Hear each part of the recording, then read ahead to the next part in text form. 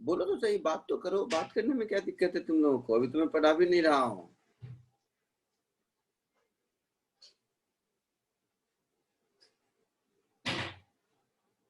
बोलिए बेटा। चैट मत करो, बोलो क्या दिक्कत है? आराम से माइक एम्पलीफायर। सर हाँ बाकी बोलो। सब सब्जेक्ट्स के एक ही हुए हैं सर। हाँ, एक केमिस्ट्री हुआ होगा, एक मैथ हुआ होगा। हाँ, और हम्म, बायोलॉजी भी, बायोलॉजी अच्छा, स्टूडेंट। एक बायो भी हुआ है। Okay okay fine. तो कैसा लगा? कुछ समझ आ रहा है? तो फिलहाल तो बस थोड़ा ब्रश अप ही हो रहा है तो। नया कुछ तो पढ़ाया नहीं जा रहा होगा, पुराने चीजों को ही सब ठीक कर रहे होंगे। आप लोग किस स्कूल के हो मोस्टली? सब अलग अलग। हाँ हाँ, अपना बताओ। मुझे पता है वैसे सबका, मोस्टली टीपी भाटिया में तुम लोगों ने एडमिशन लिया है। मैं सेंट मेरीज से हूँ सर, कोपर सेंट खैरने। मेरी ऊपर खैरने से हो? अच्छा, उस साइड से हो। इधर कांदीवली के बहुत बच्चे हैं क्या टीपी भाटिया से? कौन कौन है? कोई तो हाँ ना बोलो। Sir hmm, from Kandivali TP Bhatia. TP Bhatia, very good. और कोई? हाँ हाँ sir, sir. Ma'am. Okay, mostly are from TP Bhatia only. Fine. I know. I have list of every student, so that's not the problem. I'm just asking you because just want to make you comfortable before I start actual teaching. Fine. ठीक है, बढ़िया, चलो, all the best. You took.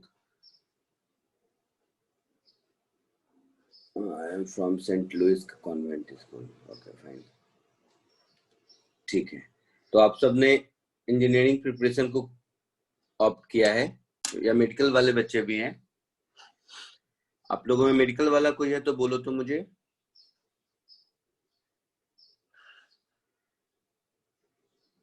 आप लोगों में bio वाले, medical वाले जो बच्चे हैं, प्लीज स्पीक अप।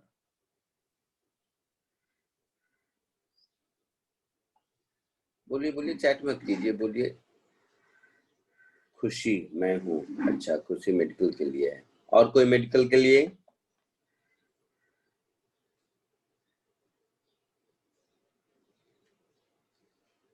अच्छा, एक ही बच्ची है। ओके, ठीक है। चलो, मैं आप लोगों को आज फॉर्मली थोड़ा थोड़ा हल्का सा फिजिक्स से स्टार्ट करता हूँ। फिजिक्स में क्या है कि फंडामेंटल जो आप लोग शुरू में पढ़े हो स्कूल में, क्लास 8 9 में, जिस किसी भी बोर्ड में पढ़े हो, वही छोटी छोटी चीजों को पहले मैं बताता हूँ।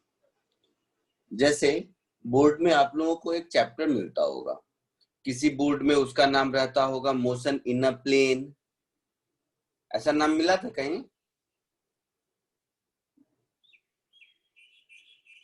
ऐसा स्कूल में मिला था, रेक्टिलिनियर मोशन या मोशन इन अ प्लेन या मोशन इन वन डायमेंशन, इस तरह का वर्ड का चैप्टर कुछ मिला था आप लोगों को स्कूल में? हाँ सर। तो वो सब जो, ये सब जो कीवर्ड्स आपको मिले थे, उस कीवर्ड से ही रिलेटेड एक चैप्टर हम लोग स्टार्ट करेंगे। हम लोग अपने लैंग्वेज में उसको काइनेमेटिक्स कहते हैं, समझे आप? तो आज जो चैप्टर हम स्टार्ट करने वाले हैं, उस चैप्टर का नाम है काइनेमेटिक्स। मैं लिखने को टाइम दूंगा, घबराओ मत। ठीक है। ये इन टोटलिटी देखा जाए तो बहुत बड़ा चैप्टर है। ये आप लोगों को 2 महीने से ज्यादा पढ़ाऊंगा मैं। आप लोगों के कंफर्ट के हिसाब से काइनेमेटिक्स को हम लोगों ने 2 पार्ट में डिवाइड कर रखा है। एक को काइनेमेटिक्स 1 कहते हैं, एक को काइनेमेटिक्स 2 कहते हैं। काइनेमेटिक्स 1 मोस्टली इजी है। तो काइनेमेटिक्स 1 मोस्टली इजी है, तो हम लोग ऐसे पढ़ेंगे कि अभी काइनेमेटिक्स 1 आज स्टार्ट कर दूंगा मैं। काइनेमेटिक्स 1 बहुत दिनों तक पढ़ने के बाद अराउंड 8 to 10 लेक्चर, फिर हम लोग शिफ्ट करेंगे बेसिक मैथमेटिक्स पर। बेसिक मैथमेटिक्स मतलब फिजिक्स के लिए जो कैलकुलस की जरूरत है, क्योंकि काइनेमेटिक्स 2 पर जैसे ही आएंगे, बिना कैलकुलस के होगा नहीं। तो फिर कैलकुलस पढ़ेंगे 1 महीना से ज्यादा, और फिर कैलकुलस जब खत्म होगा तो फिर दोबारा काइनेमेटिक्स पढ़ेंगे, तो काइनेमेटिक्स 2। तो काइनेमेटिक्स 1 अभी चलेगा, फिर कैलकुलस आएगा, कैलकुलस के बाद दोबारा से काइनेमेटिक्स का जो सेकेंड सेक्शन आएगा उसको काइनेमेटिक्स 2 कहते हैं। यहाँ तक कोई दिक्कत बेटा? No, sir. नहीं। What kinematics deals with? It deals with motion of an object. ये तो इंग्लिश का वर्ड है काइनेमेटिक्स, तो इसका मीनिंग तो समझते होगे आप लोग, है ना? मोशन ऑफ ऑब्जेक्ट को ये डील करता है। तो जहां मोशन ऑफ द ऑब्जेक्ट है वहां क्या क्या बातें होंगी? वहां डिस्टेंस होगा, वहां डिस्प्लेसमेंट होगा, वहां वेलोसिटी होगी, वहां स्पीड होगा, वहां एक्सेलरेशन होगा। इस तरह की टर्मिनोलॉजीज आप लोगों ने सुन रखा होगा, है ना बेटा? Yes, sir. इस तरह की जो टर्मिनोलॉजीज हैं उसको हम लोग फिजिक्स के लैंग्वेज में काइनेमेटिक वेरिएबल्स कहते हैं। क्या कहते हैं? Kinematic variables. तो सबसे पहले मैं आपको कुछ बेसिक काइनेमेटिक वेरिएबल्स से स्टार्ट करता हूँ। ये सारे वेरिएबल का नाम आप लोग सुन चुके होंगे पहले से, नया कुछ भी नहीं। स्कूल में जो आप लोगों ने पढ़ा है उसी को थोड़ा ब्रश अप करते हैं। So basic kinematic variables.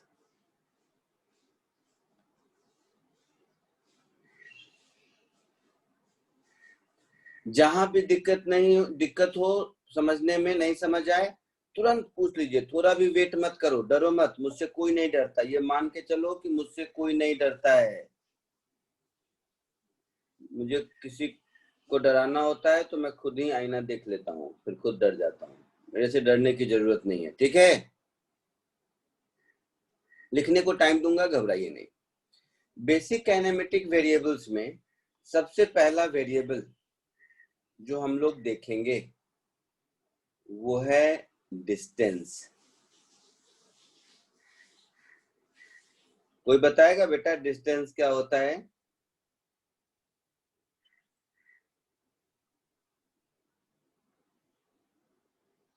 कोई बताएगा मुझे डिस्टेंस क्या होता है?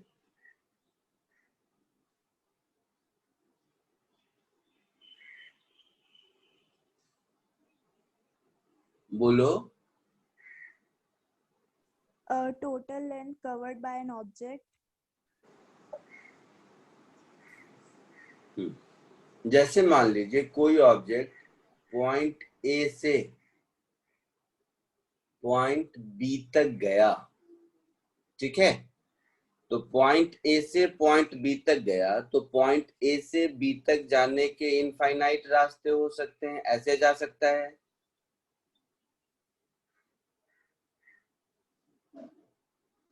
ऐसे जा सकता है ना? कुछ भी ऐसे जा सकता है। तो these all are different paths through which particle goes from point 1 to point 2, isn't it?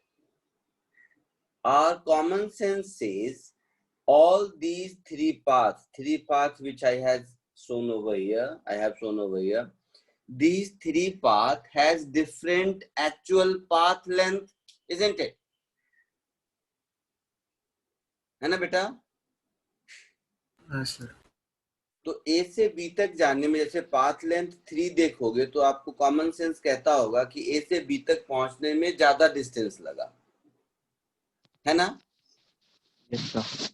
तो distance is actual path length. Distance is actual path length.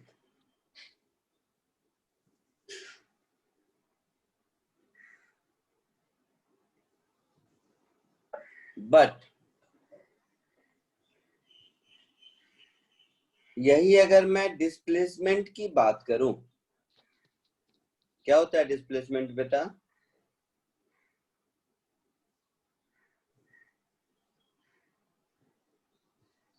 बताओ आप लोग, डिस्प्लेसमेंट क्या होता है? बताइए।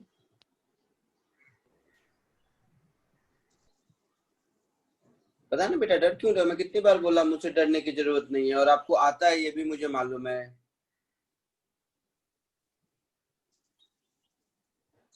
बोलो।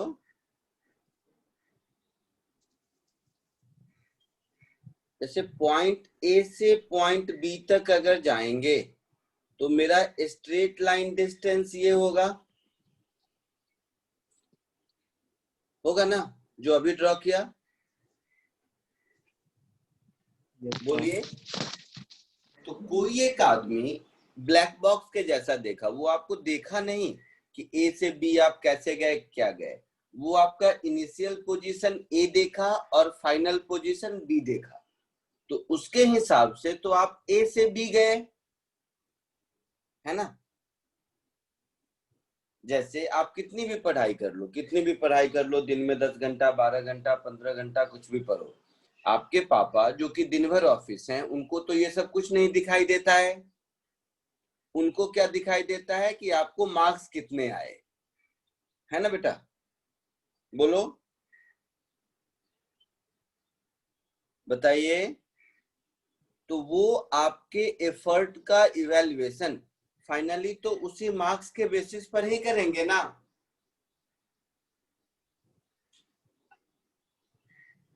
बोलिए। Yes, sir. ठीक वैसे ही particle started from A reaches to B.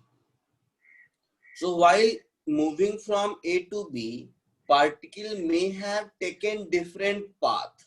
जैसे किसी को 80% मार्क्स आया तो वो 80% मार्क्स वाले हर बच्चे के पढ़ाई करने का एक ही तरीका थोड़ा ना होगा, या number of hour put in by every student for getting that 80% marks will not be identical, isn't it? What identical is they all got 80%. Similarly, through any path we are going from A reaching to B, all path may have different path length, but end result is a straight line joining from A to B is the actual displacement which particle has taken through different path.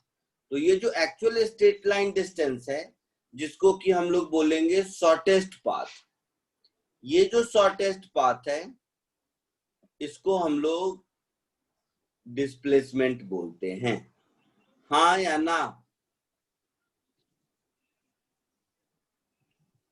Yes, sir. किसी को अब चाहे मेरा distance हो या मेरा displacement हो, दोनों के मेजरमेंट का स्टैंडर्ड यूनिट क्या है, मीटर है। तो इसका भी ऐसा यूनिट मीटर है, इसका भी ऐसा यूनिट मीटर है, हाँ या ना। तीसरी बात, Yes, sir. थोड़ा बहुत आप लोगों ने बचपन में स्कूल में फिजिक्स में पढ़ा होगा कि डिस्प्लेसमेंट वेक्टर क्वांटिटी है, पढ़ा है ऐसा बेटा? हाँ सर। तो डिस्प्लेसमेंट वेक्टर क्वांटिटी है और डिस्टेंस स्केलर क्वांटिटी है। ये वाली जो लाइन है आपकी, ये डिस्प्लेसमेंट है।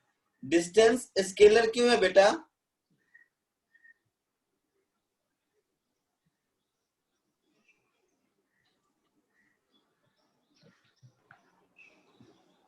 बताइए। बोलो आशुतोष। सर क्योंकि डिस्टेंस डायरेक्शन के ऊपर डिपेंड नहीं करता है, उसका वैल्यू डिस्टेंस का मैग्नीट्यूड डायरेक्शन के ऊपर डिपेंड नहीं करता। नहीं, डिस्टेंस इसलिए स्केलर है बेटा क्योंकि जब पार्टिकल मान लो पहले रास्ते से ए टू बी जा रहा था, तो यहाँ पर उसके मोशन का डायरेक्शन ऐसा है, यहाँ पर उसके मोशन का डायरेक्शन टेंजेंशियल ऐसा है, यहाँ पर उसके मोशन का डायरेक्शन ऐसा है, यहाँ पर उसके मोशन का डायरेक्शन ऐसा है। So direction keep on changing while moving from A to B, isn't it? बोलिए, बोलो तो सही। Ashutosh. Yes sir. So suppose for example particle जब पाथ 1 में जा रहा है तो उसका direction will keep on changing ना, अगर वो पाथ 1 से जा रहा है, ये ग्रीन वाले लाइन से जा रहा है, तो उसका डायरेक्शन हमेशा फिक्स रहेगा, हाँ या ना? तो हम कह सकते हैं कि डिस्प्लेसमेंट का डायरेक्शन वेल डिफाइंड है. That's why displacement is a vector quantity, but when particle is not moving along that straight line but any curvilinear line, in that case its velocity or direction of motion will keep on changing, so it's a scalar quantity. Am I clear to everyone? Yes, sir. इस vector scalar एक अलग chapter भी अलग से पढ़ाएंगे, लेकिन इतना तो समझ में आ रहा है कि डिस्टेंस इज स्केलर,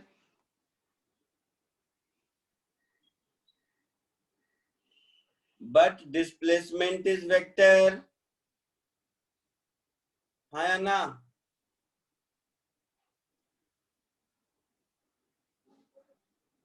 बोलिए.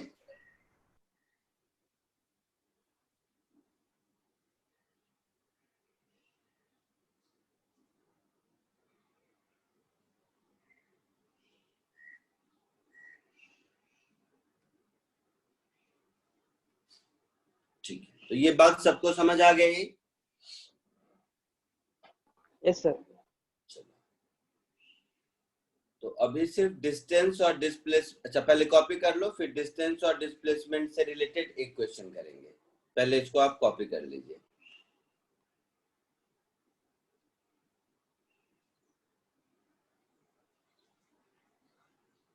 दिख रहा है पूरा?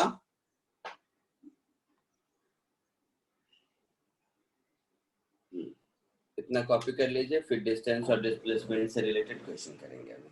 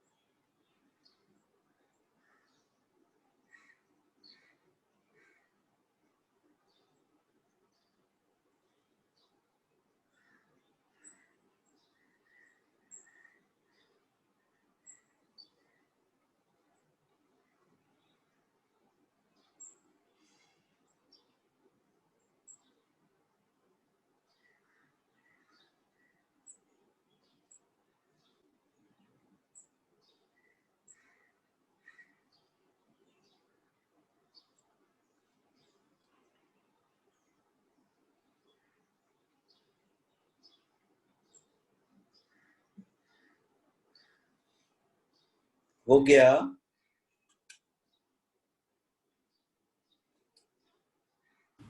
Yes, sir. Yes sir. ठीक है, चलिए अब एक छोटा सा क्वेश्चन मुझे करके दिखाइए.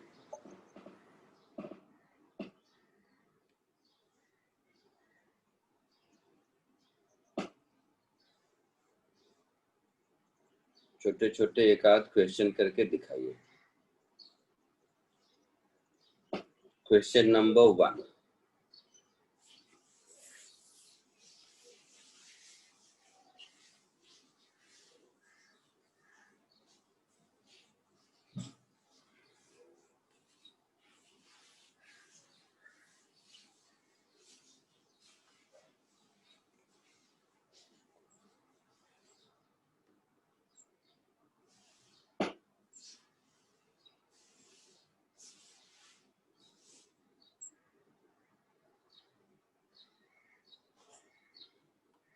देखिए, कोई पार्टिकल मान लेते हैं पॉइंट ए से चलना शुरू किया, ठीक है, और पॉइंट बी पर पहुंच गया along this circular path. Clear है? ये इस सर्कुलर पाथ का रेडियस है जिसकी वैल्यू है 10 मीटर, और ये एंगल है जिसकी वैल्यू है 60 डिग्री। समझ आया कहां से कहां गया? समझ आया बेटा कहां से कहां गया कि नहीं? यस सर, समझ में आया। ए से बी गया और कहीं नहीं गया। वो पाथ वैसा है बट पार्टिकल का मोशन सिर्फ ए से बी हुआ है, यहां से यहां तक। ठीक है, समझ गए? Yes, sir. हाँ, find question A, distance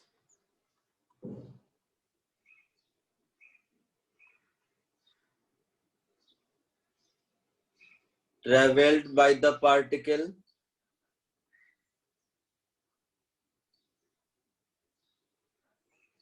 question B, displacement of the particle। एकदम सिंपल सा दिया है मैंने, आप लोग कर लो इसके लिए।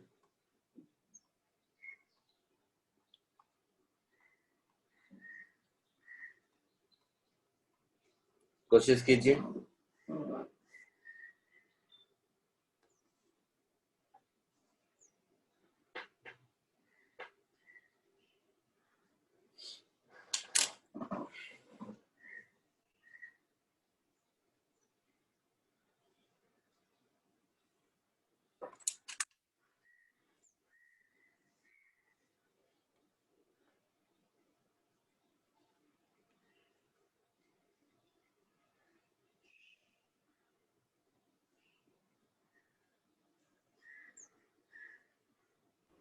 So is the distance 10.476 meter? Fraction में भी बता सकते हो आंसर, डेसिमल की जरूरत नहीं है। 220 by 21.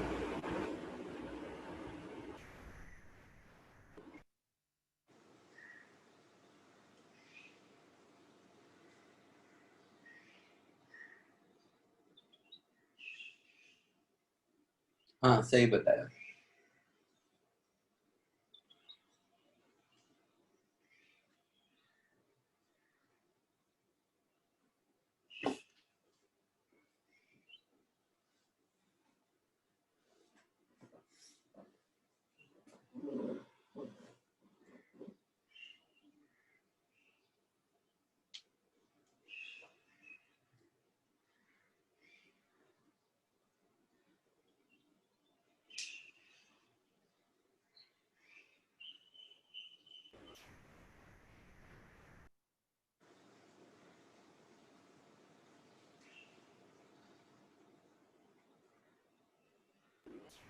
The displacement will be 10 root 2. नहीं,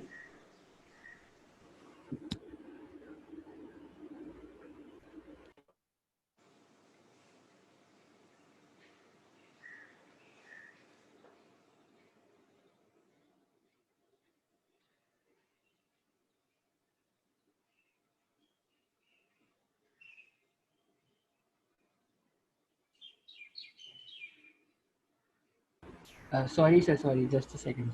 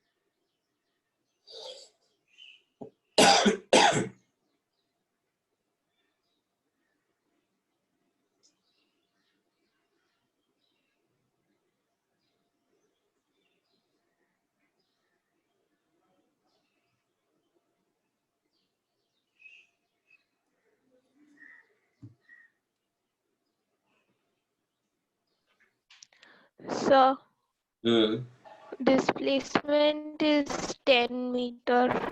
वेरी गुड, वेरी गुड। चलिए, बहुत बढ़िया, आंसर बताया। क्या नाम है बेटा आपका? Sir, Harini.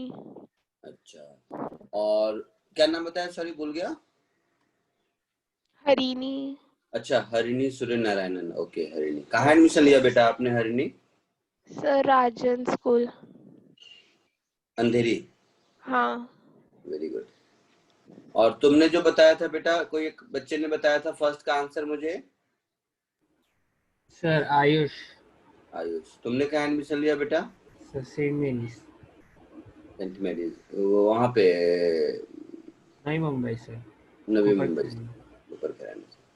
ठीक है, चलो 2 मिनट इधर देखिए बाकी लोग। सिंपल सी कहानी है। अगर मैं डिस्टेंस बोलूं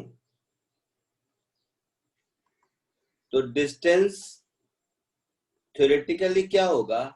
आर्क लेंथ ए बी के बराबर होगा, है ना? Distance arc length A B के बराबर होगा, बोलना बेटा।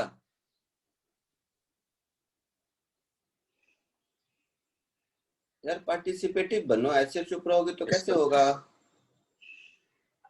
तो अगर आर रेडियस में कोई भी, इन जनरल अगर आर रेडियस में ये थीटा डिग्री एंगल है, तो ये आर्क लेंथ कितना होगा? तो जब 360 होगा तब तो 2 पाई आर होगा, है ना बेटा? Yes, sir. 360 degree is equivalent to 2 pi R distance, होता है ना? तो थीटा डिग्री कितने के बराबर होगा? 2 pi r upon 360 into theta, that is pi r into theta upon 180। ऐसा यूनिट में इतना डिस्टेंस होगा, कोई डाउट? तो गोइंग बाय दिस, ये आर्क लेंथ कितना होगा? Pi r into 60 degree upon 180 degree, ऐसा होगा ना? That is pi r upon 3। R बोला था 10 metre, so 10 pi upon 3 metre, ये हमारा आंसर होगा। कोई दिक्कत किसी को? यहां तक कोई दिक्कत किसी को? No, sir. ऐसे भी कह सकते थे कि 360 डिग्री में 2 पाई आर होता है, तो 60 डिग्री क्या है? 360 का 1/6 है, तो 2 pi r upon 6, that is pi r upon 3, isn't it?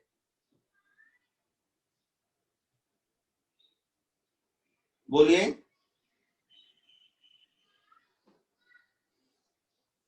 अच्छा, अब आ जाइए डिस्प्लेसमेंट पर।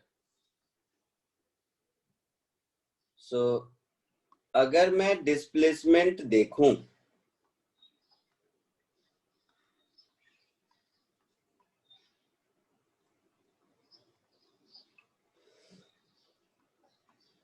तो डिस्प्लेसमेंट में क्या हुआ कि पार्टिकल ए से बी गया, तो हुआ क्या है कि ये पॉइंट मेरा ए है,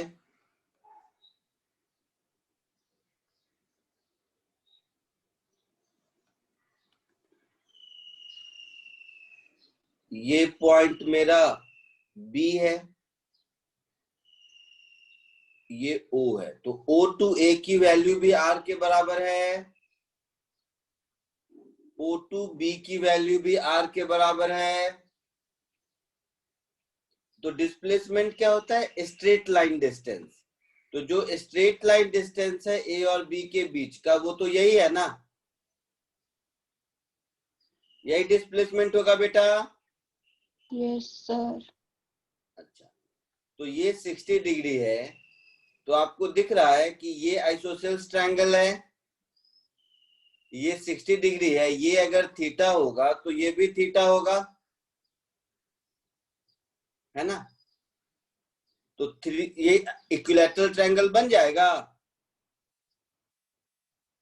2 थीटा प्लस 60 इज 180 हो जाएगा।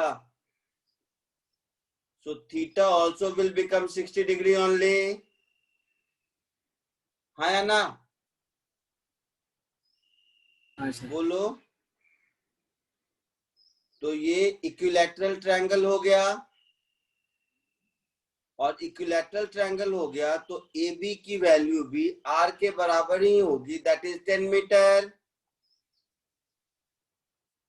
हाँ या ना? बोलिए। बोलते नहीं हो तुम लोग, जल्दी कॉपी कर लो, फिर नेक्स्ट क्वेश्चन देता हूं।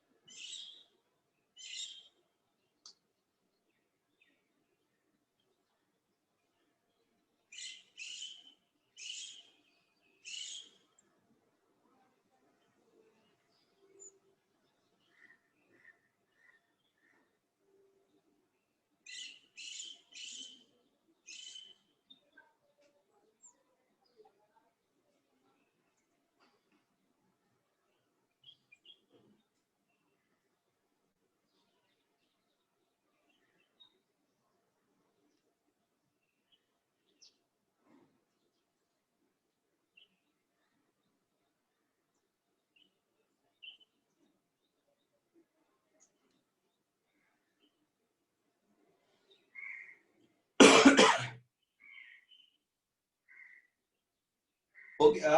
आगे बढ़ूं?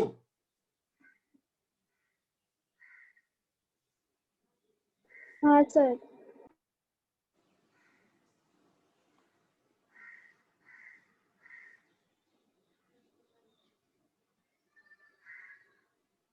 ठीक है, चलिए बोलिए। किसी को कुछ पूछना है तो बताइए, नहीं तो आगे बढ़ूं। So can you explain it one more time, displacement? Displacement बोलो बेटा, क्या समझ नहीं आया? ये रहा सामने, बताइए। Yes, मैं तुम्हारे how सामने, this बताओ क्या नहीं समझा। so how this 20 plus 60 is equals to 180 came? किसी भी ट्रायंगल में तीनों एंगल का सम 180 डिग्री होता है ना। Yes, sir.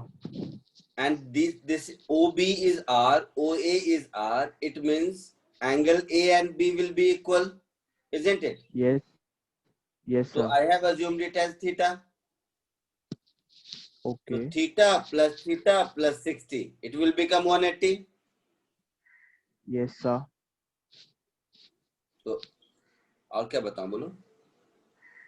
Okay. तो फिर Thank you, थीटा sir. 60 आ गया, मतलब तीनों एंगल 60 हो गया, मतलब इक्विलैटरल ट्रायंगल बन गया। Yes, sir. मतलब तीनों साइड्स भी Yes. इक्वल होंगे, मतलब AB की वैल्यू भी R के बराबर होगी। Yes, sir. पक्का? Thank you, sir. Yes. Next example, एकदम सिमिलर क्वेश्चन का एग्जांपल देता हूं ताकि आप लोग कीजिए, एकदम सिमिलर, कुछ नया नहीं। Next example,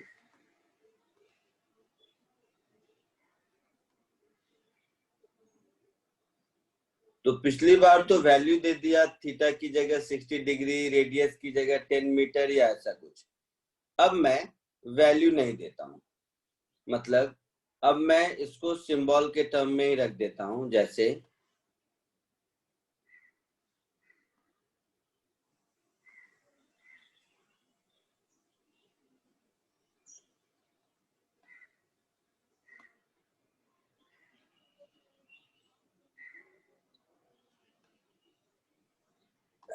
radius is r, radius is r, starting point is a, end point is b, this angle is theta degree. Radian का नाम सुने हो क्या तुम लोग? ऐसे ही पूछ रहा हूँ। Yes sir. अच्छा, तो वो थोड़ी देर के बाद। यह है थीटा डिग्री, ठीक है। आपको इसमें भी वही कहानी है, पार्टिकल ए से गया बी तक, ठीक है, मोशन ए टू बी ही हुआ है। So question number A, find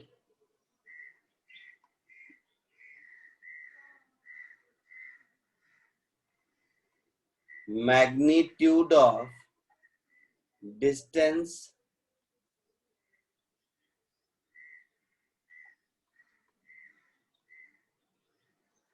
traveled by the object. Question B, find the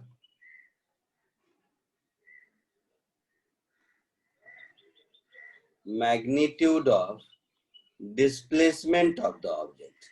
similar question है, जो पहले दिया था वही है, केवल फर्क कितना है, उसमें वैल्यू था, इसमें सिंबल है।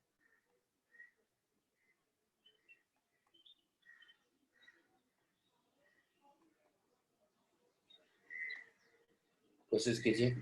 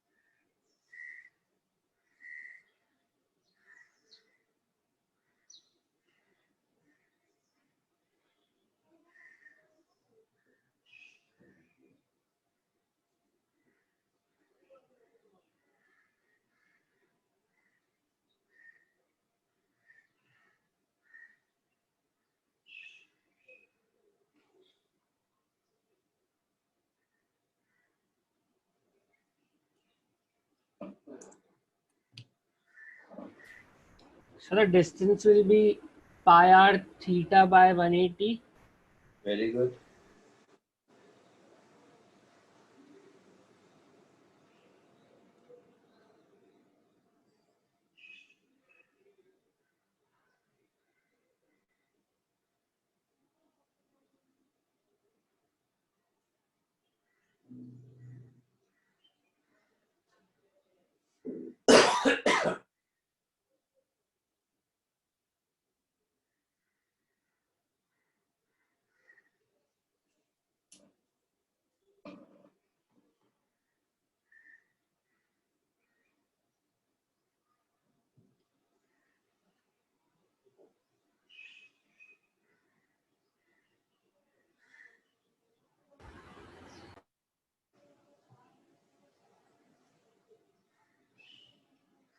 So displacement will be r. नहीं,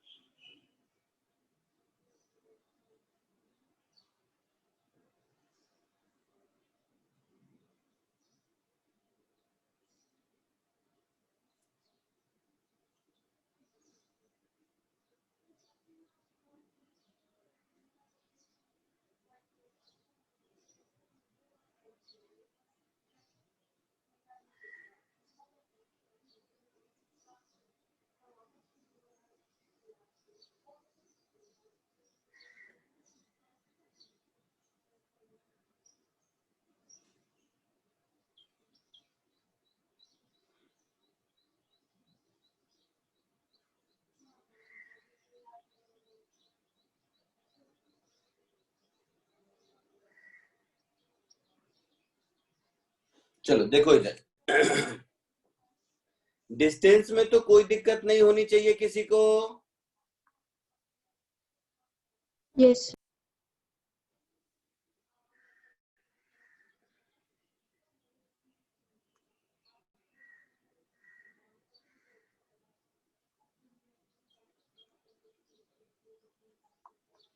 Distance is arc length AB.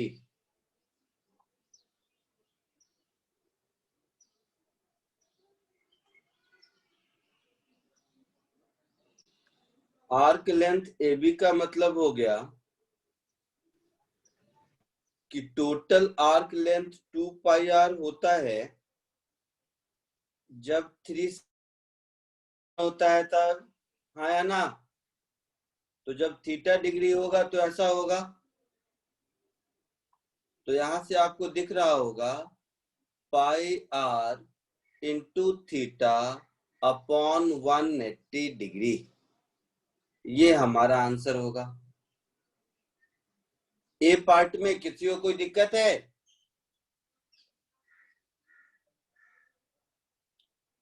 A part में किसी को कोई दिक्कत है?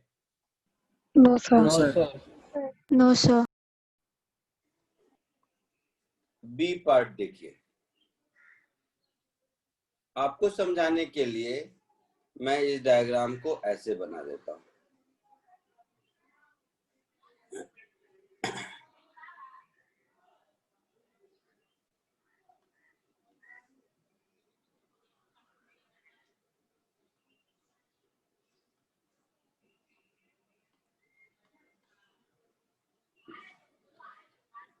देखिए,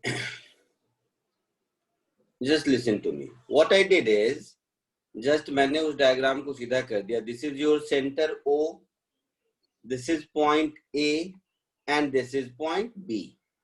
तो ये जो आपका जो भी कलर है, कलर मुझे पता नहीं, मरून पिंक जो बोलना है बोल दो, ये जो मरून कलर की लाइन दिख रही है इसी का लेंथ मुझे निकालना है, हाँ है ना? हाँ सर। OAR है, OBR है और angle between OA and OB is theta, ये दिया हुआ है। तो AB का लेंथ निकालना है, ये बात तो सबको समझ आ गई होगी। बोलना बेटा। Yes, sir. Yes, sir. और ये बात भी समझ आ गई कि ये आइसोसेलेस ट्रायंगल है, दोनों R इक्वल है, तो हाँ सर। मीन्स ये एंगल और ये एंगल इक्वल होगा, let it be alpha. So theta plus 2 alpha, इसकी वैल्यू 180 डिग्री के बराबर होगी। सो 2 alpha is 180 degree minus theta, so alpha is 90 degree minus theta by 2। यहां तक किसी को कोई दिक्कत है तो बोलिए। यहां तक किसी को कोई दिक्कत है तो बोलिए। सर एक और बार समझाओ ना। मैं OA और OB दोनों का लेंथ इक्वल होगा, Yes, हाँ या sir. ना? Yes, sir. जिसने पूछा वो बताइए, OA और OB का लेंथ इक्वल होगा RR। हाँ सर। अच्छा, तो वो इक्वल हो गया, इसका मतलब है कि ये एंगल और ये एंगल इक्वल होगा। किसी भी ट्रायंगल के दो साइड अगर इक्वल होते हैं तो आइसोसेलेस ट्रायंगल होता है, तो बेस से दोनों एंगल इक्वल होते हैं ना बेटा? हाँ सर। तो वो जो इक्वल एंगल है उसको मैंने मान लिया अल्फा अपने मन से। तीनों एंगल का सम 180 डिग्री होगा। हाँ सर। तो theta plus alpha is 180 degree, so theta plus 2 alpha is 180 degree.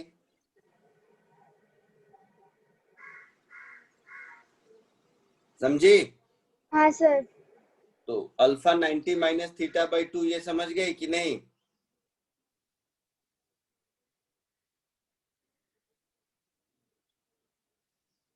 बोलो।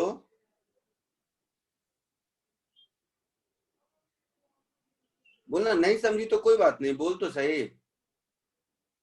नहीं समझी तो ऐसे समझ, alpha is 180 degree minus theta whole divided by 2।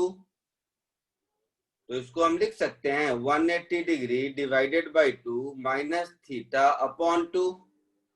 वही तो मैंने लिख दिया ना, 90 डिग्री माइनस थीटा अपॉन 2, ऐसा ही लिख दिया ना। हाँ सर। अब देख, आइसोसेल्स ट्रायंगल की एक प्रॉपर्टी तुम लोगों ने पढ़ी होगी कि आइसोसेल्स ट्रायंगल में अगर हम वर्टेक्स से बेस पर परपेंडिकुलर ड्रॉ करते हैं तो वो साइड को इक्वल पार्ट में डिवाइड करता है, ये मालूम है? हाँ सर। तो ये अगर मालूम है तो अब हम क्या कर लेते हैं, इन ट्रायंगल AOM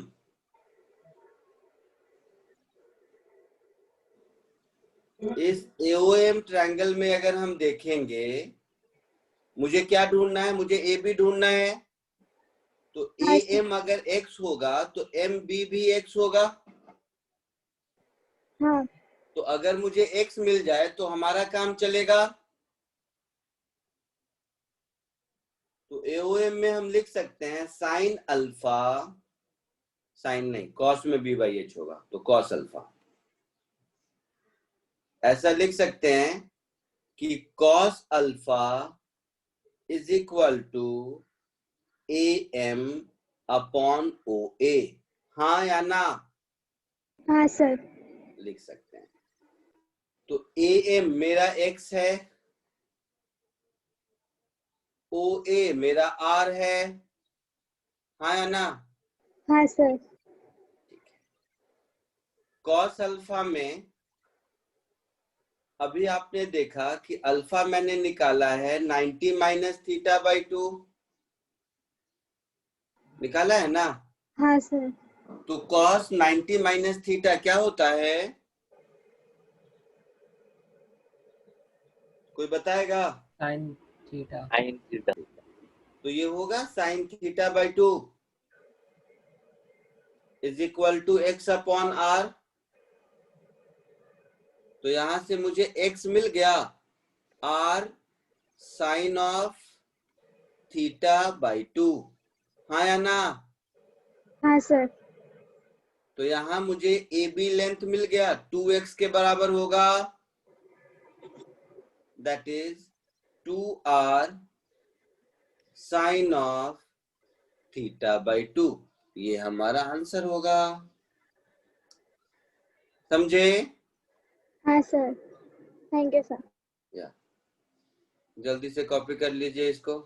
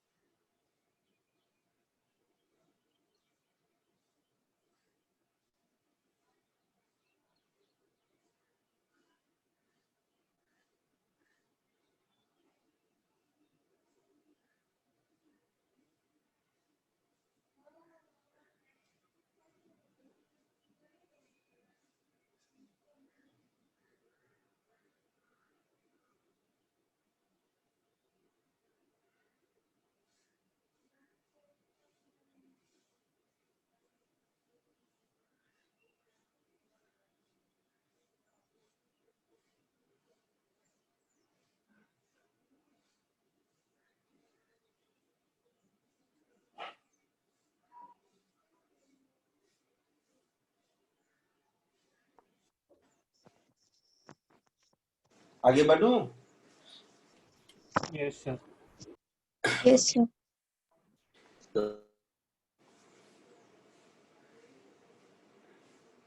तो डिस्टेंस और डिस्प्लेसमेंट समझ आया?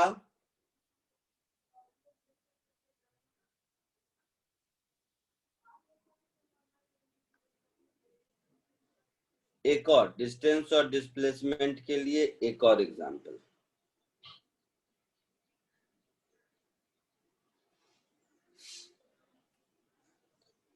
सपोज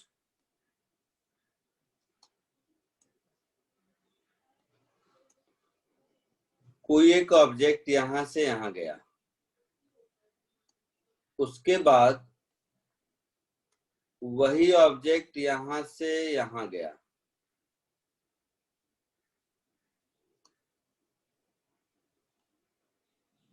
उसके बाद वही ऑब्जेक्ट यहां से यहां गया,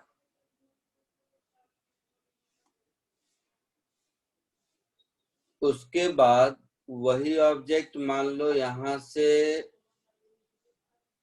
यहां गया।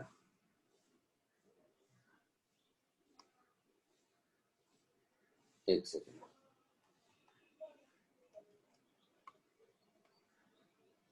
उसके बाद वही ऑब्जेक्ट मान लो यहां से यहां गया। ठीक है,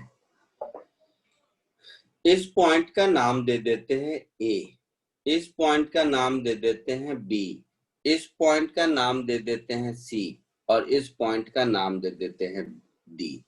ए बी को लिख देते हैं 20 मीटर, इसको लिख देते हैं 10 मीटर, इसको लिख देते हैं 5 मीटर, इसको लिख देते हैं 5 मीटर, ऐसा कुछ। आप इसमें डिस्टेंस और डिस्प्लेसमेंट बताइए। Find A, distance, B,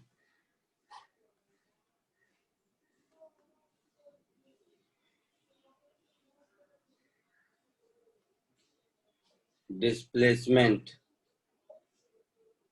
of the particle।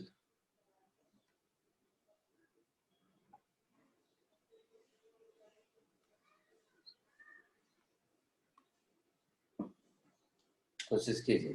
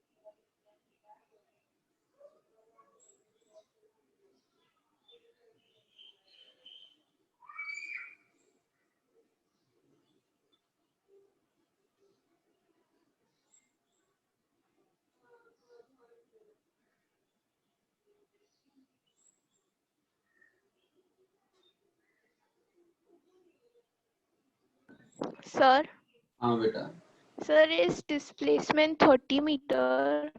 नहीं बेटा, okay sir. It's root 650. Root 650, very good.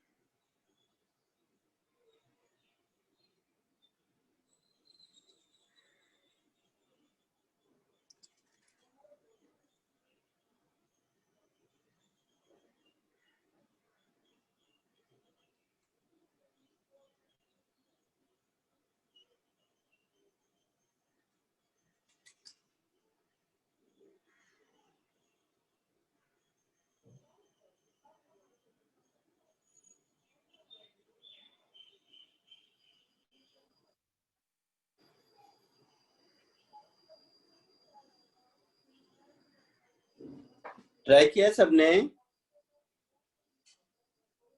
देखिए, डिस्टेंस में क्या बोला था? एक्चुअल पाथ लेंथ बोला था ना?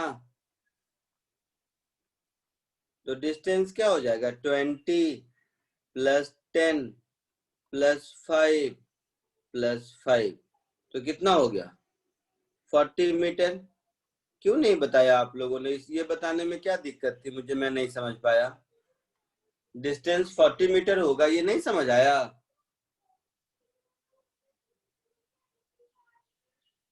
बोलो बेटा, डिस्टेंस 40 मीटर होगा, ये समझने में दिक्कत हो गई?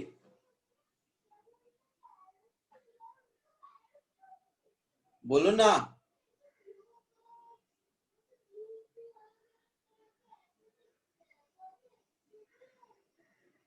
अरे बोलो तो सही, नहीं बोलोगे कैसे समझूंगा मैं?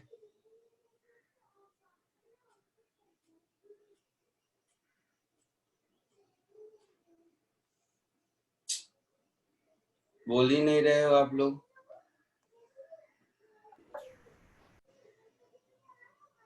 डिस्टेंस 40 मीटर समझने में किसी को कोई दिक्कत है? No, sir.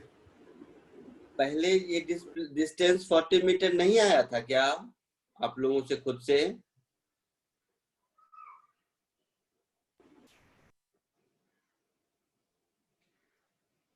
बोलो ना, हाँ ना, कुछ तो बोल सकते हो ना।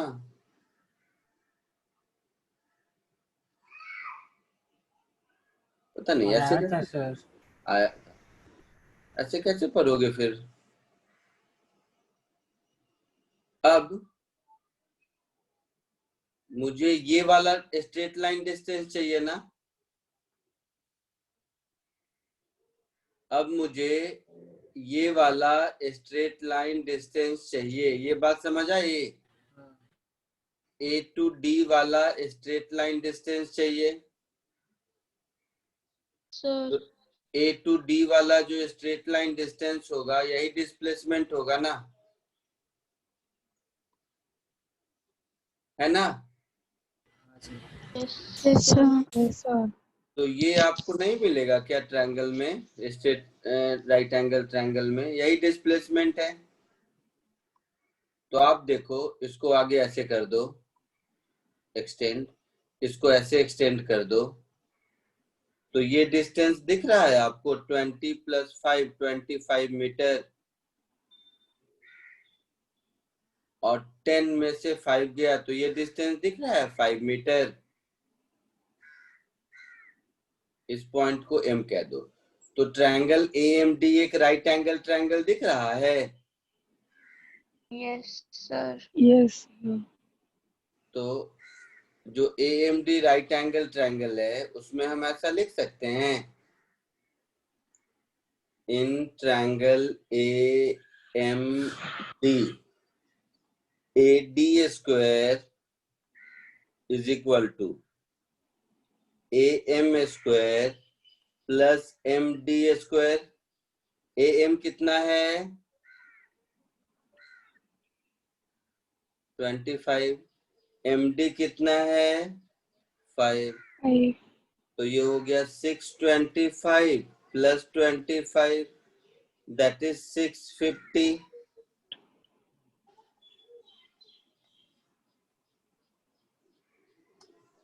तो ये हो गया 650। तो AD की वैल्यू क्या हो गई √650। ये क्यों नहीं हुआ मैं नहीं समझ पाया। इससे इजी क्वेश्चन क्या होगा,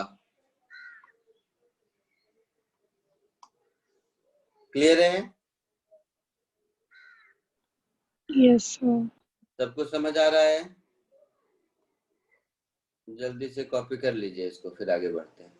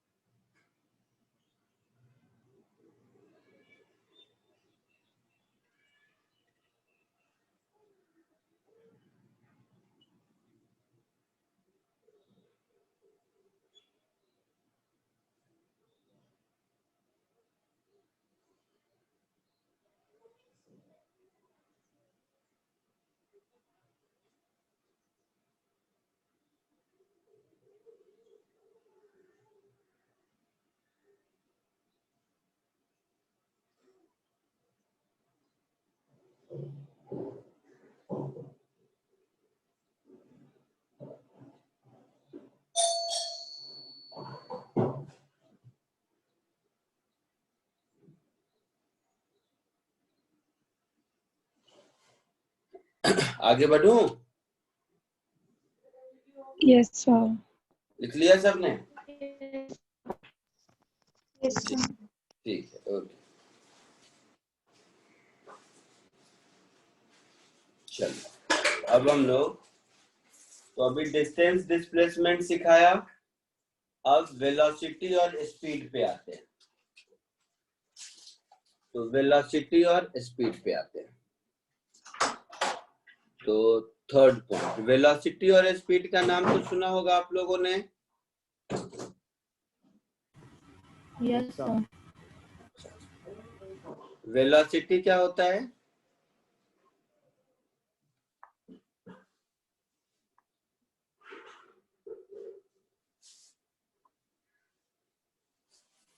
बताइए। Sir displacement upon time. Displacement upon time. तो चलिए ये मुझे बताए, velocity is displacement upon time.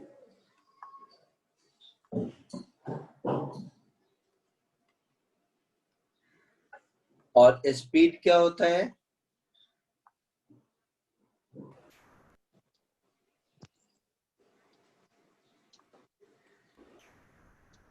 Speed क्या होता है? Upon time. Distance upon time.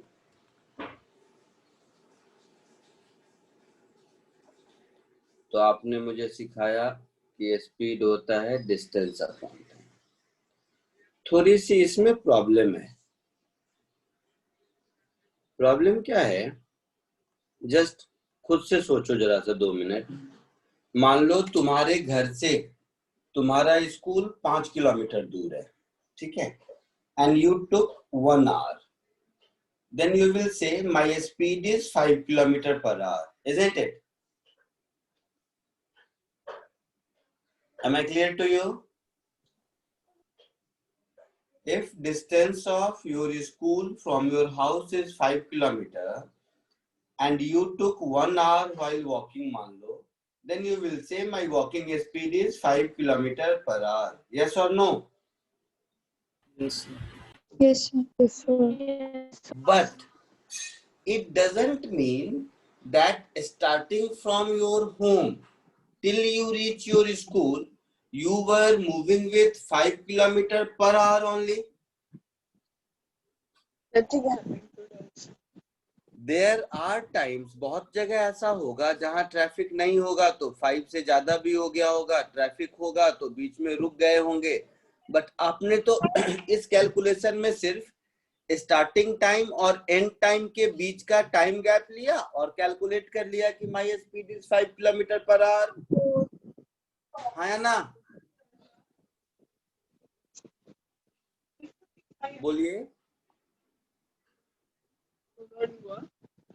बोलो ना बेटा। ऐसे ही कैलकुलेट किया ना कि आपको टोटल 1 घंटा लगा, बट उस 1 घंटे में throughout 1 hour you were not moving with constant speed. Somewhere you might be moving more than 5 kilometer per hour rate, you might be moving less than 5 kilometer per hour rate, है ना? बोलो, कुछ तो बोलो। हाँ ना, पार्टिसिपेटिव तो बनो, ऐसे कैसे पढ़ोगे? Yes, sir. इससे अच्छा है कि मैं पढ़ाता ही नहीं, मैं सिर्फ अपना वीडियो लेक्चर भेज देता हूँ, सुनते रहो अगर सिर्फ मेरी ही बात सुननी है तो। मतलब तो ये जो मेथड हुआ कैलकुलेट करने का, इससे जो मुझे मिला 5 किलोमीटर पर आवर, वो जाने अनजाने में स्पीड नहीं है, एवरेज स्पीड है। ये बात समझ आई? Yes, sir. Yes, sir. तो ये जो डिस्टेंस अपॉन टाइम कैलकुलेट हम लोग करते हैं, ये हमें स्पीड नहीं एवरेज स्पीड देता है। डिस्प्लेसमेंट अपॉन टाइम जो करते हैं वो हमें वेलोसिटी नहीं एवरेज वेलोसिटी देता है। तो ये जो फॉर्मूले हैं जो स्कूल में हम लोग पढ़ते थे, दे गिव्स अस एवरेज वैल्यूज। हाँ या ना? हाँ sir. Yes, sir. At any point of time, what was your speed and velocity? वो उसका इंस्टेंटेनियस वैल्यू वो कैलकुलेट कैसे करेंगे वो बाद में सीखेंगे, बट इतना पहले कंफ्यूजन क्लियर हो जाए कि ये जो वेलोसिटी और स्पीड का फॉर्मूला है ये सब एवरेज वैल्यूज हैं। हाँ ना? हाँ सर। तो ये समझ में आ गया कि ये एवरेज वैल्यूज हैं। AVERAGE, यही स्पेलिंग होता है एवरेज का। हम लोग तो AV.G लिख देते हैं, मतलब एवरेज का स्पेलिंग देख ले यार, मुझे पता नहीं क्यों शक हो रहा है खुद के ऊपर। हाँ सर बरोबर। ठीक है, तो ये हुआ एवरेज वैल्यूज। अब इस एवरेज वैल्यू के बेसिस पर, अच्छा दोनों में स्पीड हो या वेलोसिटी हो, इसका यूनिट क्या होगा? मीटर पर सेकेंड, स्टैंडर्ड यूनिट तो यही होगा। तीसरी बात, वेलोसिटी वेक्टर क्वांटिटी होगी और स्पीड स्केलर क्वांटिटी होगी, है ना, क्योंकि डिस्प्लेसमेंट वेक्टर है और डिस्टेंस स्केलर है, इसीलिए एवरेज वेलोसिटी वेक्टर होगा, एवरेज स्पीड स्केलर होगा। हाँ या ना? हाँ सर। हाँ सर। ठीक यस सर। है, एक सेकेंड रुकिएगा।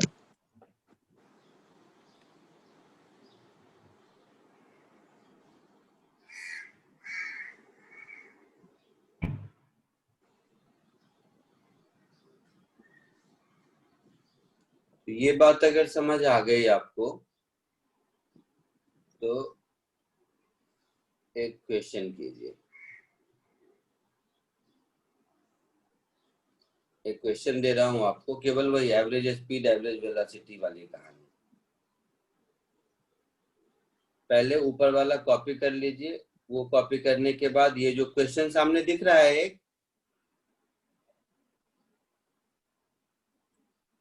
दिख रहा है बेटा? Yes sir. तो ऊपर वाला कॉपी करने के बाद ये क्वेश्चन अटेम्प्ट कीजिए।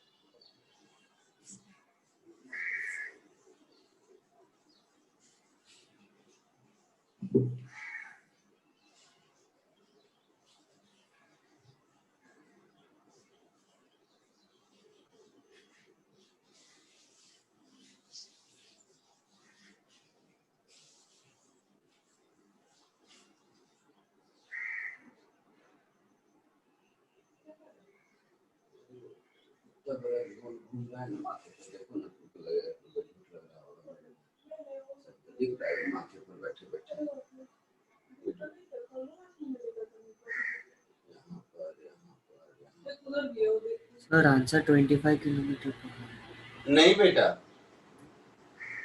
24 किलोमीटर पर आवर। हाँ 24 वाला आंसर सही आया।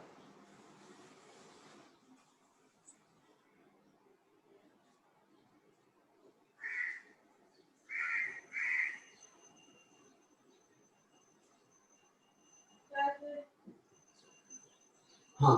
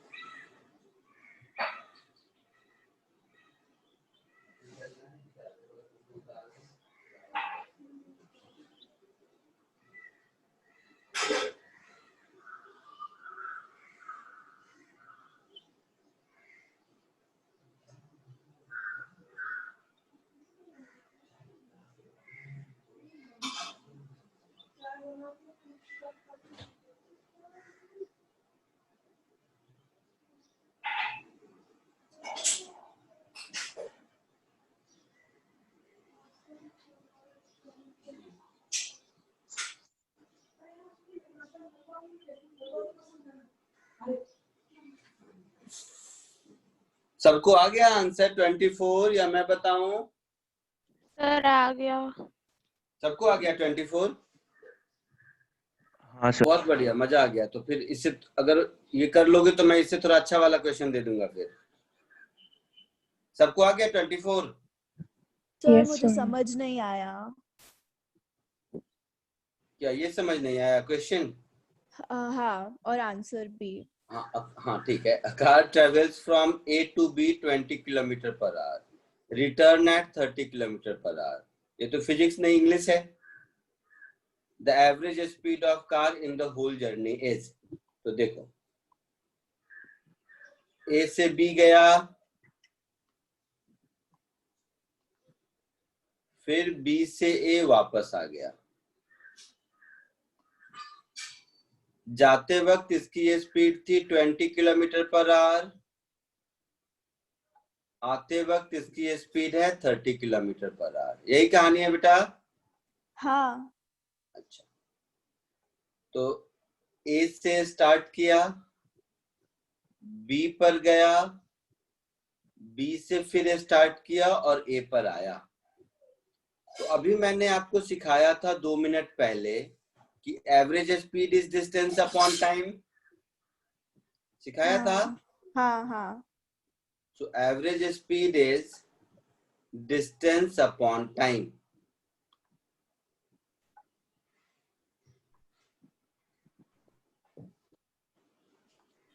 डिस्टेंस ए से बी तक का डिस्टेंस मान लेते हैं x है, ओके। तो ये हो जाएगा x प्लस एक्स 2x। हाँ। टाइम कितना होगा? तो ए से बी तक जाने में जो टाइम लगा प्लस बी से ए तक आने में जो टाइम लगा। ओके। कोई दिक्कत? नहीं। So my numerator has become 2x। हाँ। In denominator, time taken from A to B, x upon 20, B to A, x upon 30. हाँ Time is distance upon speed. हाँ। So it will become 2x. Denominator में x common, 1 by 20 plus 1 by 30. Okay. So these 2x will get cancelled. हाँ। So it is 2 into 20 into 30, LCM लेके ऊपर चला गया, divided by 20 plus 30, 50. हाँ। So this is 120 upon 5. हाँ। That is 24 kilometer per hour. Answer. हाँ sir मैं एक बार लिख लूँ इसको? हाँ हाँ पक्का। हाँ। और भी बहुत लोग होंगे जो डर के मारे, शर्म के मारे नहीं बोले होंगे या कुछ ऐसा। सब लोग लिख लीजिए, लिख लीजिए, फिर थोड़ा दूसरा क्वेश्चन भी देता हूँ।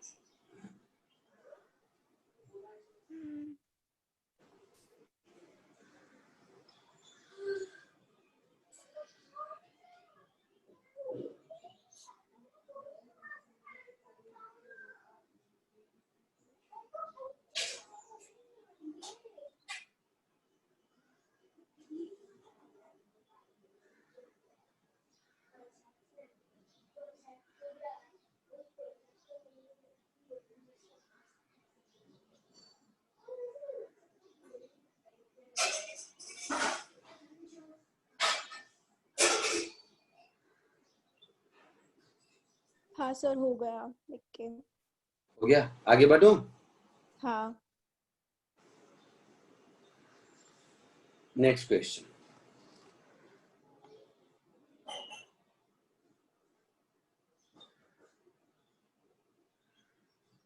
इसको कीजिए।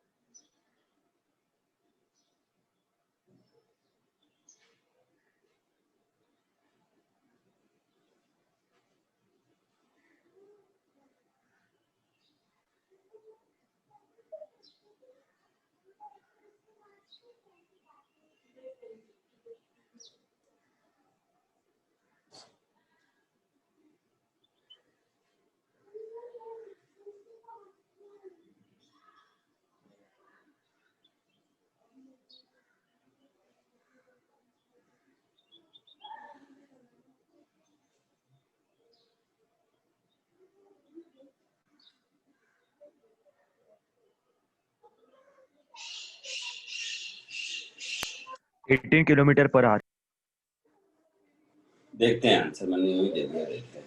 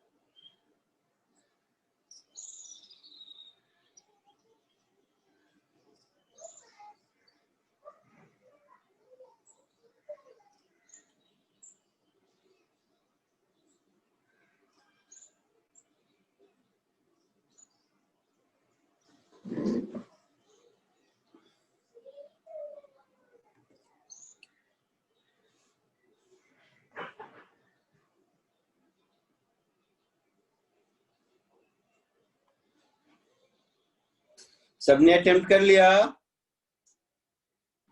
Yes sir. चलिए Yes, देखिए, sir. देखिए इधर सबको आया 18 किलोमीटर पर आवर? हाँ सर। हाँ सर।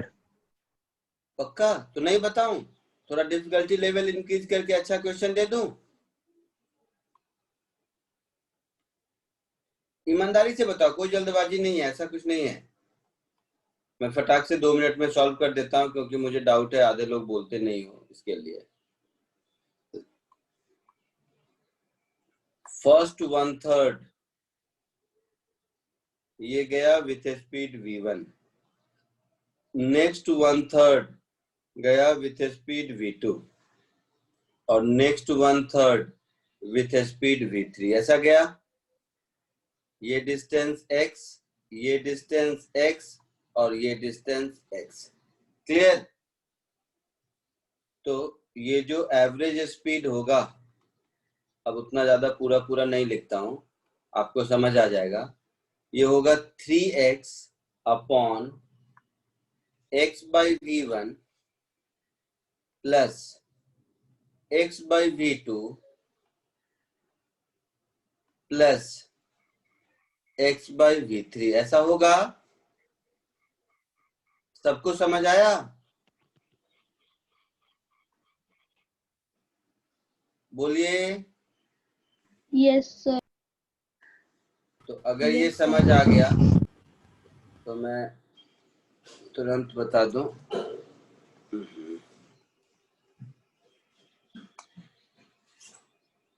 तो अगर ये समझ आ गया तो x को हटा दो, तो ये कुछ ऐसा हो जाएगा 3v1 v2 v3 divided by v1 v2 plus v2 v3 plus v3 v1। हाँ या ना? Yes sir. v1 v2 v3 कितना कितना है? 10 20 60। तो ये हो जाएगा 3 into 10 into 20 into 60 divided by 10 into 20 10 into 60 20 into 60। यही होगा।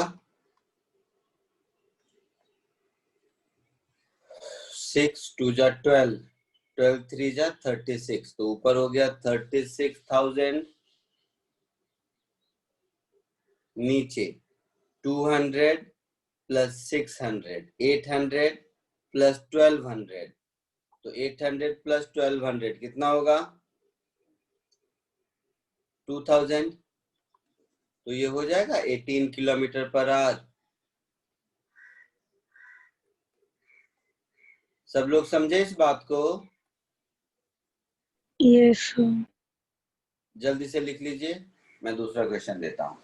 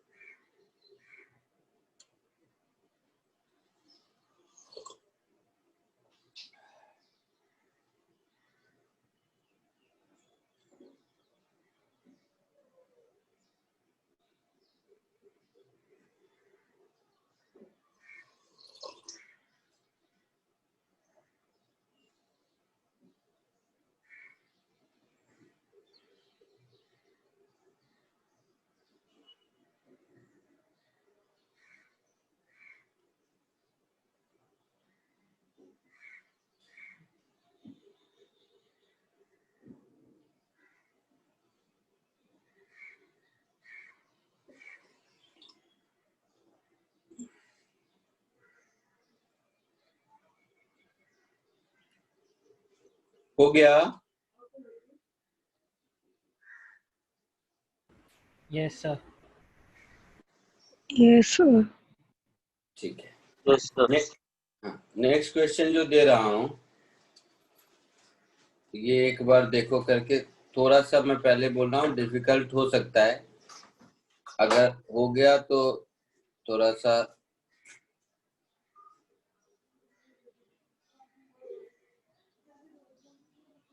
देखो करके, अगर हो गया तो हो जाएगा, वैसे मुझे लगता है ज्यादा दिक्कत नहीं होगी। ठीक है, चलिए यहीं देता हूँ। घबराना मत, कोशिश करना, फाइट मारने का एटीट्यूड रखो, कोई दिक्कत नहीं है, हो जाएगा, इजी है। जितना अभी आपको मैं पढ़ा चुका हूँ एवरेज स्पीड, उसी पे बेस्ड है।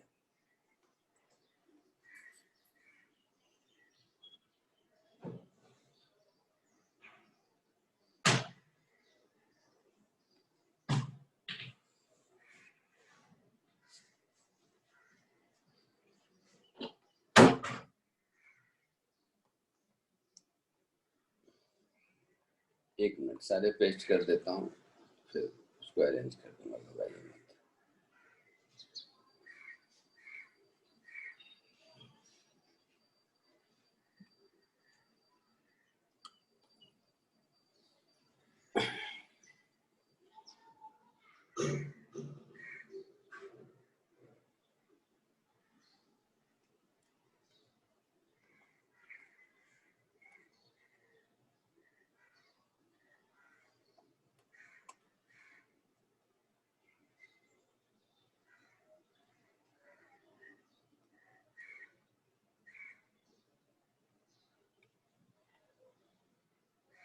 क्वेश्चन दिख रहा है आप लोगों को? Yes, sir.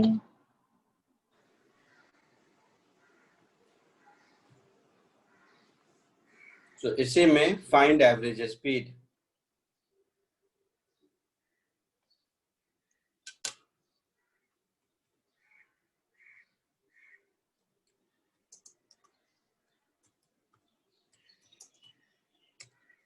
Find average speed of body है ना, वो ठीक कर दूंगा मैं, वो सब आप लोग चालू हो जाइए। Of the body during its motion.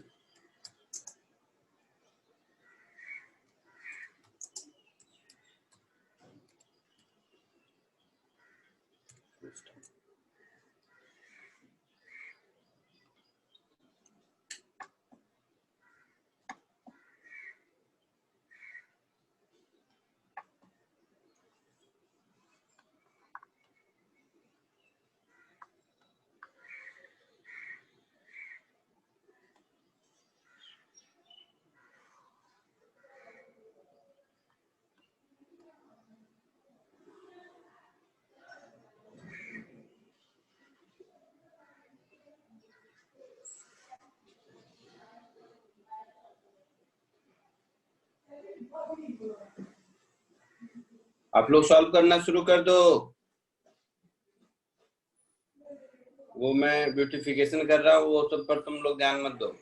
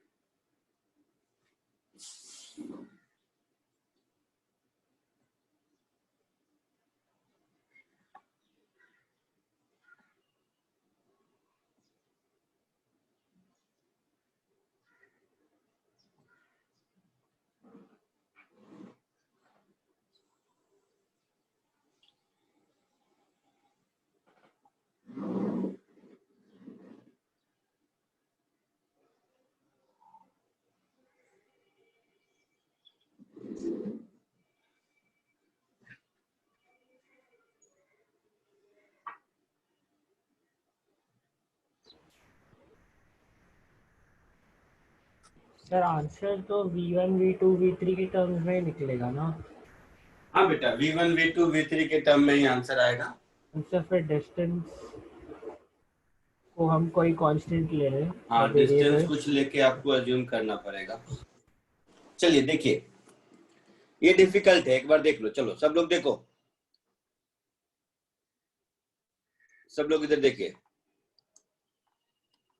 A body is moving in a straight line cover a certain distance in following independent way. ये 4 सेपरेट बाकी क्वेश्चन था जहां से मैंने कट किया उसके लिए। 1/3 of distance with a speed v1. So 1/3 of distance with a speed v1. देखो ध्यान से सब लोग, मैंने क्या किया, एक लाइन ड्रॉ कर लिया। इस लाइन में इस पॉइंट को A कहते हैं, इस पॉइंट को B कहते हैं, इस पॉइंट को C कहते हैं। ये स्पीड v1 से ट्रेवल किया और ये डिस्टेंस पूरे डिस्टेंस का 1/3 है। तो पूरा डिस्टेंस मैंने अपने मन से x मान लिया, हाँ या ना? For the remaining distance, first 1/4 of the remaining time, ये थोड़ा सा काम का है। 1/3 of remaining time is covered with a speed v2. तो remaining time C to B में मान लेते हैं मैं कि टाइम t लगा। ये टाइम वाला लाइन है, ग्रीन वाला, ठीक है। उसका 1/4 मतलब t/4 टाइम तक, t/4 टाइम तक वो कितने, वो कहां गया, किस स्पीड से? v2 स्पीड से गया ना बेटा, बोलना।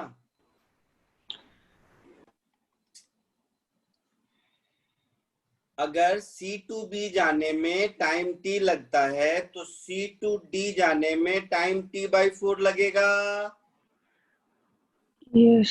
इस रेड वाले लाइन के नीचे मैं टाइम लिख रहा हूँ, उसके ऊपर वेलोसिटी और डिस्टेंस लिख रहा हूँ। बात समझ आ रही है?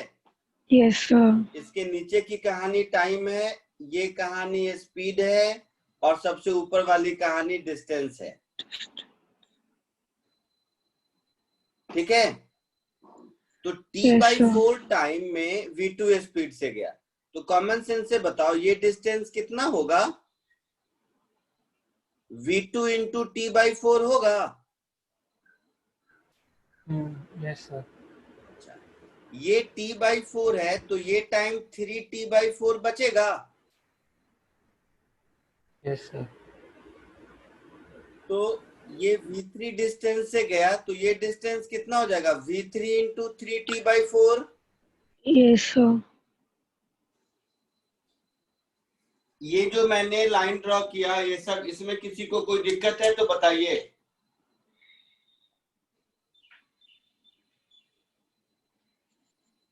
Up till now, is there any problem you want to discuss with me? Feel free to ask.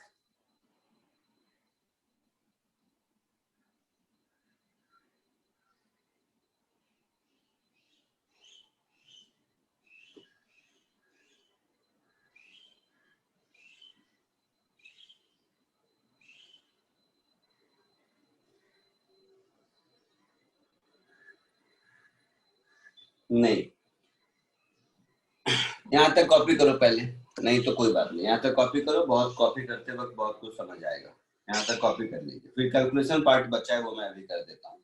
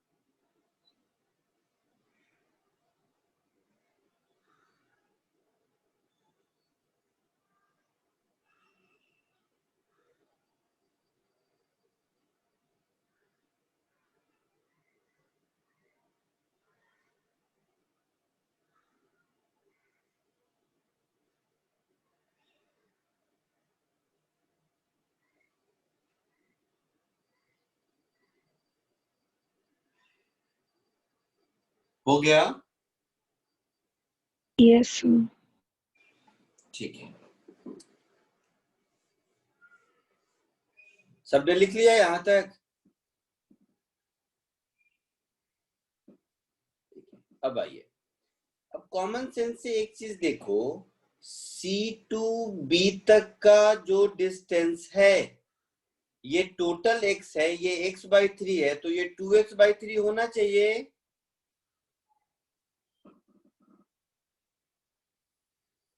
बोलो बेटा। हाँ सर। हाँ सर। बट है कितना? तो V2 into T/4 By 4. Plus V3 into 3T/4 ऐसा है। Yes, sir. Yes. तो इन दोनों का सम हो गया मेरा 2x/3। मैं क्या करता हूं, T/4 को कॉमन ले लेता हूं, तो ये हो गया V2 plus 3V3, this is 2x/3। तो यहां से मुझे लगता है T कितना हो जाएगा, 8x/3 divided by V2 plus 3V3। हाँ या ना? हाँ सर। तो ये हो गया 8x/3 V2 plus 3V3। Let it be equation 1। अब आ जाइए एवरेज स्पीड पर। सो एवरेज स्पीड ये होता है डिस्टेंस अपॉन टाइम, होता है ना? हाँ सर। डिस्टेंस तो मैंने x मान लिया है, टाइम क्या होगा, तो A से B तक जाने में जो टाइम लगा प्लस t होगा। सोच के बताओ यहां तक मैंने जो बोला सही है या नहीं? सही है। तो ये हो गया x। A से B तक का डिस्टेंस कितना है?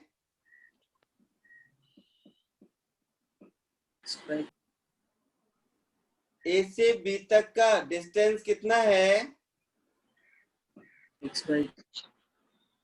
x/3। और स्पीड कितनी है? v1 है ना बेटा? हाँ सर। तो time taken from A to B इतना ही होगा, होगा। और ये जो टाइम है t, ये t तो हम यहाँ कैलकुलेट कर चुके हैं। हाँ सर। तो ये यहाँ पर हम कॉपी कर देते हैं। कितना? तो 8x/3 common V2 plus 3V3 हो गया। Yes, sir. अब बस कैलकुलेशन कर लो, ऊपर नीचे हर जगह से x हटा दीजिए, तो ये x, ये x, ये x गया, न्यूमरेटर में 1 बच गया, डिनोमिनेटर में 1/3 बाहर हो गया, 1/V1 plus 8/V2 plus 3V3 ऐसा हो गया। तो 1/ ये मैंने लिख लिया 1/3, यहां पर एलसीएम ले लिया, V1 into V2 plus 3V3। तो ये एलसीएम लेने के बाद यहां पर मेरा बच जाएगा क्या, V2 plus 3V3 plus 8V1। तो फाइनली मेरा आंसर कितना हो गया, देखिए 3V1 into V2 plus 3V3 divided by 8V1 plus V2 plus 3V3। ये हमारा आंसर होगा। कोई डाउट किसी को बेटा? No, sir. पक्का? Yes, sir. कॉपी कर लीजिए।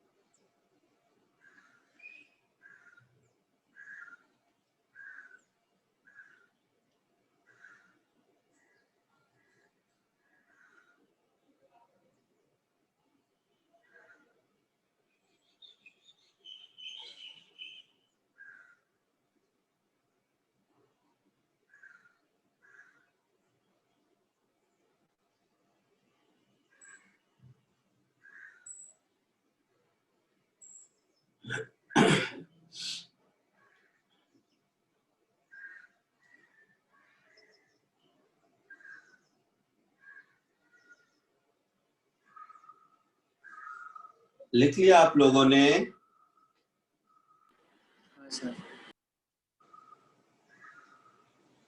ठीक है, चलिए आज के लिए इतना ही। नेक्स्ट लेक्चर में फिर आगे देखते हैं, ठीक है? चलिए बाय। किसी को कुछ पूछना है तो पूछिए।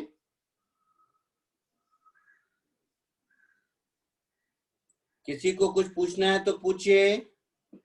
और shall I close the meeting?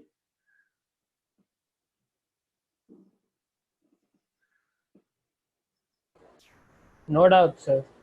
Okay, fine, fair enough. So I am closing the meeting now. Bye, sir. Yeah, bye. Take care. Bye, sir. Yeah, Bye, sir. bye. Bye. Thank you. Bye.